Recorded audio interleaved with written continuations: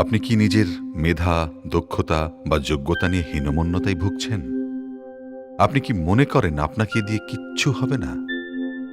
কঠিন বিষয়ে শত চেষ্টাতেও বুঝতে পারবেন না ভেবে আপনি কি অল্পতেই হাল ছেড়ে দেন? আপনার কি ধারণা যারা অনেক মেধাবী তাদের কোনো চেষ্টাই করতে হয় না? আপনার এই ধারণাগুলো ভুল প্রমাণ করে দেবে এই ভিডিওটি। বাংলাদেশের এক অসম্ভব মেধাবী ছাত্র, শিক্ষা জীবনের প্রতিটি স্তরে যার ছিল মেধার স্বাক্ষর। ঢাকা বিশ্ববিদ্যালয় থেকে রসায়নে প্রথম শ্রেণীতে স্নাতক ও স্নাতকোত্তরের পর পিএইচডি করার জন্য পাড়ি জমালেন যুক্তরাষ্ট্রে। ভর্তি হলেন নর্থ ডেকোটা স্টেট ইউনিভার্সিটিতে। তার নেয়া একটি কোর্স ছিল কোয়ান্টাম মেকানিক্সের উপর। ইউনিভার্সিটির 200 লেভেলের কোর্স ছিল আন্ডার গ্র্যাজুয়েটের নিচের দিকে শিক্ষার্থীদের জন্য, 300 লেভেল আন্ডার গ্র্যাজুয়েটের ওপরের দিকে শিক্ষার্থীদের জন্য, আর 400 ও 500 লেভেল কোর্স গ্র্যাজুয়েট লেভেলের শিক্ষার্থীদের জন্য। কোয়ান্টাম মেকানিক্স ছিল 500 লেভেল কোর্স। এই বিষয়ে তার আগে কিছুটা পড়াশোনা থাকলেও জ্ঞান ছিল ভাষা ভাষা। তবে নিজের মেধা ও বুদ্ধির প্রতি আস্থা ছিল সীমাহীন। কিন্তু তুমি তো এখনো 400 লেভেলের কোর্সই শেষ করনি, সেই কোর্স কোঅর্ডিনেটর তাকে বললেন এবং সাবজেক্টটির ব্যাপারে ভেবে দেখার পরামর্শ দিলেন।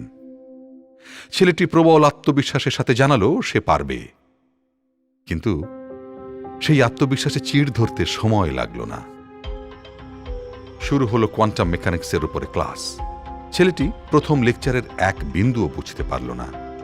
শিক্ষক লেকচারে গ্রুপ থিওরি ব্যবহার করছেন, ছেলেটি এই থিওরির জানত না কিছুই, ফলে পরের লেকচারগুলোও সে বুঝতে পারেনি।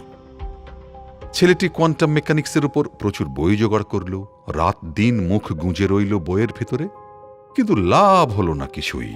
মাঝখান থেকে নষ্ট হলো রাতের ঘুম। কারণ এই সাবজেক্ট বোঝার জন্য ক্যালকুলাসের যে জ্ঞান দরকার ছিল তা তার ছিল না। দেখতে দেখতে মিড টার্ম পরীক্ষা চলে এলো। ছেলেটি নিজের মেধার বুদ্ধির উপরে যে আস্থা আগে ছিল তা ততদিনে ভেঙে টুকরো টুকরো হয়ে গেছে। টেনশন, হতাশা আর ক্লাসে লজ্জিত হবার ভয়ে অবস্থা হলো আরও খারাপ। কোয়ান্টাম মেকানিক্সে প্রায় শূন্য জ্ঞান নিয়ে পরীক্ষা দিতে বসল সে। 1 ঘন্টা পর বের হয়ে এলো সাদা খাতা জমা দিয়ে। ফলাফল যা হওয়ার তাই হলো। কোর্সের 15 শিক্ষার্থীর মধ্যে 3 জন পেলেন এ, 6 জন পেলেন বি আর 5 জন পেলেন সি।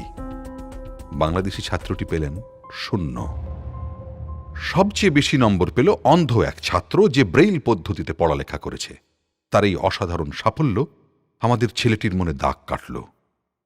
তাই কোর্সটি বদল করার ব্যাপারে শিক্ষকের সকল পরামর্শ এবং খারাপ রেজাল্ট করলে ইউনিভার্সিটি থেকে বিদায় হয়ে যাবার হুঁশিয়ারি উপেক্ষা করল অবলীলায়।